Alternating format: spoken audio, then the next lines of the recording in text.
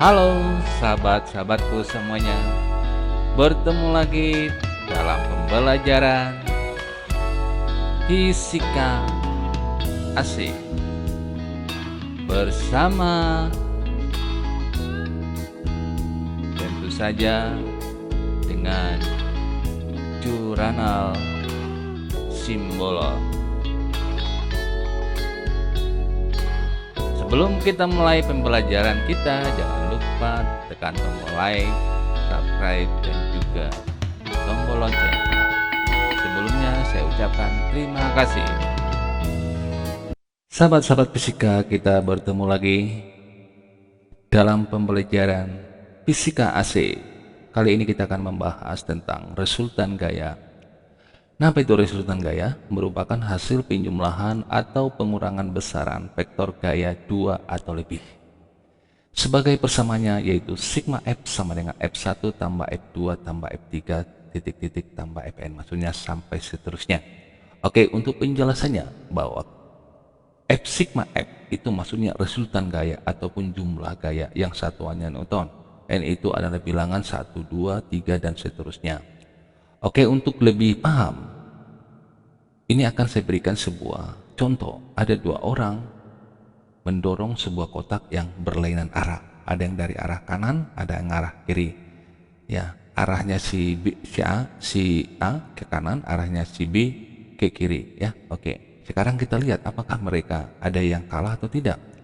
Nah, ternyata mereka saling mendorong sekuat tenaga.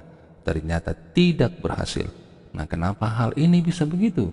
Kita harus cari info. Nah, ternyata gaya mereka sama rupanya, bahwa FA 12 Newton, FB-nya juga 12 Newton. Ya iya, otomatis. Sehingga kita bikin secara matematiknya adalah seperti gini.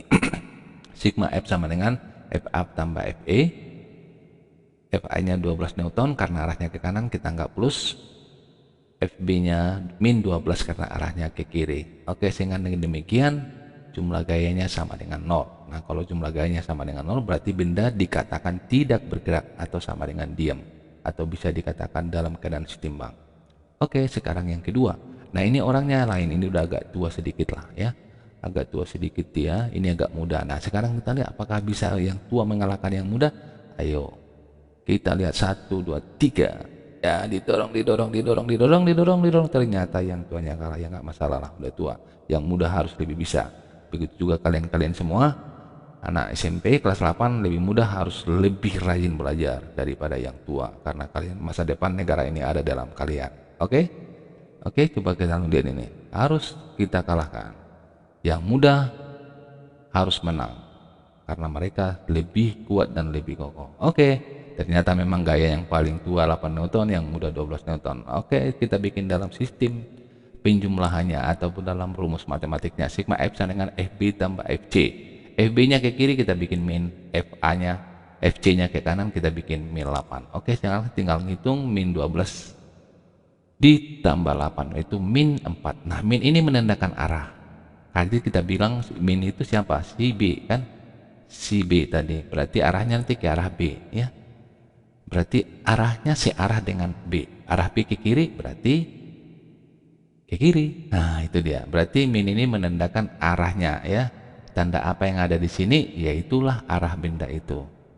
Oke, untuk pelajaran selanjutnya kita bahas tentang hukum Newton yang berhubungan dengan gaya-gaya itu pasti berhubungan dengan hukum Newton. Nah, yang pertama yaitu hukum pertama Newton. Hukum pertama Newton menyatakan suatu benda cenderung mempertahankan keadaan awal, yaitu diam atau bergerak. Nah, ini kecenderungan sebuah benda itu selalu mempertahankan keadaan awalnya. Kalau awalnya diam, dia pingin mau diam saja. Kalau awalnya bergerak, pingin mau bergerak saja. Ya. Nah, dengan demikian dibuat dengan kata lain atau sifat inersia. Kalau dibilang sifat inersia, ya sifat inilah sifat mempertahankan keadaan awalnya, atau bisa juga bisa sifat kelembaman suatu benda. Ya, jadi kalau ada benda atau kalau ada orang yang bermalas-malas terus malas terus dia, berarti ada sifat kelembamannya. Ya, kalau ada orang yang pingin belajar terus, berarti karena ada sifat kelembaman semua benda. Oke? Nah, untuk itu ada di sini suatu simulasi prakteknya lah ya. Ini benda dalam keadaan diam ya. Dalam keadaan diam ini tiba-tiba mobilnya bergerak. Apakah ikut dia bergerak? Ini dalam keadaan ini tapi tiba-tiba ya. Beda kalau pelan-pelan itu berbeda. Itu namanya tidak berhubungan dengan hukum Newton pertama ya. Ini sekarang dalam keadaan tiba-tiba terus diajak tiba-tiba bergerak bendanya, coba. Nah, ternyata dia tidak mau karena tiba-tiba kencang dia kan tiba-tiba kencang. Nah, itu berarti pingin dia selalu diam. Begitu juga kalau kamu di mobil, kalau tiba-tiba mobilnya bergerak, badan kamu akan tergeser ke belakang. Nah, itu salah satu contoh hukum Newton ya. Kalau tiba-tiba kamu di mobil, tiba-tiba digas gitu dia ya.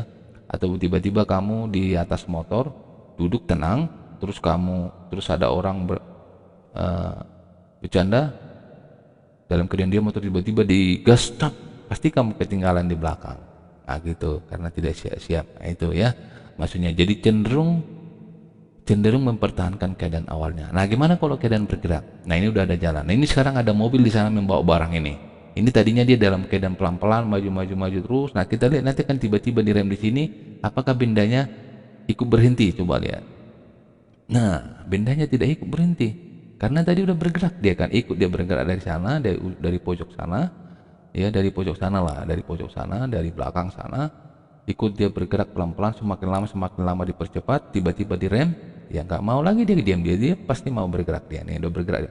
Nah nggak mau dia diam, langsung dia meloncat ke depan. Dia mobilnya udah di sini, bendanya maju ke depan lagi gitu loh ya. Nah itulah hukum Newton pertama. Sebagai persamaannya adalah seperti ini. Tapi nanti dalam persamaan ini kita tidak membahas perhitungan tentang hukum Newton pertama di dalam SMP ya. Nanti akan dibahas ini nanti di SMA di dalam pembelajaran kesetimbangan ya, kesetimbangan benda tegar ya, akan dibahas. Tapi kalau di sini kita hanya membahas teorinya saja. Kayak tadi kalau kamu di mobil yang sedang bergerak tiba-tiba direm, berarti badanmu akan maju ke depan. Atau kalau kamu dalam keadaan duduk di kursi paling belakang, bisa-bisa kamu kalau pas tiba-tiba kencang mobilnya tiba-tiba direm, bisa-bisa kamu pindah menjadi duduk di bangku kursinya. Nah itu termasuk contoh hukum Newton pertama. Oke? Nah sekarang kita masuk ke hukum Newton kedua atau hukum kedua Newton. Ya, hukum kedua Newton menyatakan percepatan. Nah, percepatan sudah kita bahas di pembelajaran sebelumnya. Percepatan yang dihasilkan oleh resultan gaya yang bekerja pada suatu benda berbanding lurus. Nah, ini ingat, ini garis bawahi, berbanding lurus dengan resultan gaya tersebut dan berbanding terbalik dengan massa benda tersebut. Maksudnya berbanding lurus. Bila gaya bertambah, percepatan bertambah. Nah, kalau berbanding terbalik, bila massa bertambah, berarti percepatan berkurang. Itu maksudnya. Oke? Nah, ini sebagai contoh. Ini ada massa, ada gaya, adakah percepatannya? Ada. Coba lihat, semakin lama, semakin cepat kecepatannya bertambah. Nah, udah? Berarti ada dong percepatannya di sini. Nah, sekarang dalam keadaan begini dia sendiri dengan benda yang sama. Ya, dengan benda yang sama kita tambahin orang gitu dia. Apakah dia semakin cepat? Kita tambahin gaya gitu dia. Tadi kan hanya gayanya F1, nah kita tambahi F2. Apakah dia semakin cepat sesuai dia dengan sesuai dia dengan hukum kedua Newton? Sekarang kita lihat. Ternyata dia semakin cepat gitu loh ya. Balik lagi berbeda sama yang tadi ya. Nah, makin cepat. Dan ternyata kalau gaya semakin tambah, percepatannya semakin bertambah dengan massa yang sama ini ya. M-nya masih MA, ini juga masih MA. Oke. Nah, sekarang bagaimana kalau massanya? Nah, ini dia massanya ditambah, ditarik sangat susah dia. Sangat susah banget dia menariknya. Makanya lambat-lambat dia. Berarti kalau massanya semakin bertambah, percepatannya berkurang. Nah, kan makin lambat dia, percepatannya berkurang dia. Oke? Paham ya? Bisa kan dipahami ini? Coba kamu lihat lagi nih. Nah, lihat ini. Ya kan, massanya kan tambah ini satu nih, MB. Tambah dia, maka dia semakin percepatannya semakin berkurang. Makanya ditulis di sini A3 lebih kecil daripada A1 dan lebih kecil daripada A2. Dalam hal ini A2 lah yang paling besar. Ya, yang paling besar kedua A1, yang terakhir A3. Sehingga dapatlah persamaan dia sigma A sama dengan A sama dengan sigma F per M. Ini A berbanding lurus dengan sigma F atau kerusutan gaya dan berbanding terbalik dengan masanya. Atau bisa juga ditulis dengan persamaan sigma F sama dengan M kali A. Oke. Nah, sekarang keterangan daripada A sama dengan percepatan M per S kuadrat. Sigma F adalah resultan, sudah ada tadi yang di atas, di materi yang paling awal tadi. Terus M adalah massa, yang satuannya dalam kilogram. Dan ini satuannya dalam satuan internasional, ya, dalam satuan SI. Oke, supaya lebih jelasnya kita bahas beberapa contoh soal. Yang contoh nomor 1. Sebuah mesin perahu motor menghasilkan gaya 15 Newton. Berapakah percepatan perahu motor jika massa perahu motor 100 kg dan total gaya gesekan perahu motor dengan air 1000 Newton? Nah, ternyata ada gaya geseknya. Oke, kita tulis dulu, diketahuinya dulu lah ya. Masanya pertama yaitu gaya mesinnya ya, gaya perahunya 15 Newton. Terus apalagi tadi diketahui ini gaya geseknya kita bikin dalam huruf kecil aja ya, gaya geseknya ini ya. Terus masanya 1000 kg, terus yang ditanya adalah percepatannya. Oke, kita gambar dulu ya, ini sebuah perahu ya. Ini sebuah perahu lah kita bilang ya, sebuah perahu. Ini air. Ini gayanya ke sana, gaya perahunya yaitu sebesar 15 Newton tadi. 15.000 Newton. Ya kan, 15 Newton berarti arah bendanya pasti ke sana. Arah gaya geseknya pasti ke sini. Air geseknya yang 1000 tadi. Oke. Nah, bagaimana cara menentukan arah gaya gesek? Selalu ingat, arah gaya gesek selalu berlawanan dengan gerak bendanya. Udah? Itu yang harus dipahami. Ke arah gaya gesek selalu berlawanan dengan arah bendanya. Kalau arah bendanya misalkan ke sana, berarti gaya geseknya ke sini. Kalau arah bendanya ke sini, berarti arah gaya geseknya ke sana. Gitu ya. Oke, kalau udah dapat begitu, ini udah kita gambar dulu gaya-gaya vektornya. Vektornya berarti sudah dapat dong. Tinggal A sama dengan sigma F per M. Sigma F itu F positif, F besar dikurang F kecil per M. F besar tadi kita bilang 15.000 Newton, F kecil 1000. Tinggal kita masukin 15.000 dikurang 1000 per 1000, 1000 masanya, sehingga 14.000 per 1000 sama dengan 14 Newton per kilogram atau 14 meter per second kuadrat. Newton per kilogram itu sama artinya M per S kuadrat. Oke? Oke, masuk kita ke contoh nomor 2. Berapakah besar gaya yang diperlukan untuk mempercepat sepeda motor bermassa 200 kg dan orangnya 70 kg sehingga percepatannya 4 M per S kuadrat. Oke. Kita bikin dulu diketahuinya. Oke, kita tulis dulu. Apa itu M1 nya 200 kg, itu masanya motor, massa yang orangnya 70 kg, terus percepatannya 4 meter per second kuadrat. Terus yang ditanya adalah gaya yang diberikan oleh motor tersebut kepada massa motornya dan berat orangnya. Oke, gampang. Kita tinggal masuk rumusnya, F sama dengan M kali A. Tapi ini M saya bikin ya, sehingga bahwa M ini adalah M1 tambah M2. Ingat itu, M ini adalah M1 tambah M2 kali A. Oke, kalau udah begitu, kita tinggal masukin angka-angkanya. 200 kg ditambah 70 kg dikali 4 M per S kuadrat. Sehingga 270 kg dikali 4 M per S kuadrat. Berapa hasilnya itu? Ayo kita hitung bersama. Yaitu 1008 Newton. Oke? Nggak susah ya, gampang ya. Oke, sekarang masuk kita melanjutkan hukum ketiga Newton. Nah, hukum ketiga Newton ini akan yang kita bahas hanya teorinya saja ya, pemahamannya saja, pernyataan pemahaman daripada hukum Newton.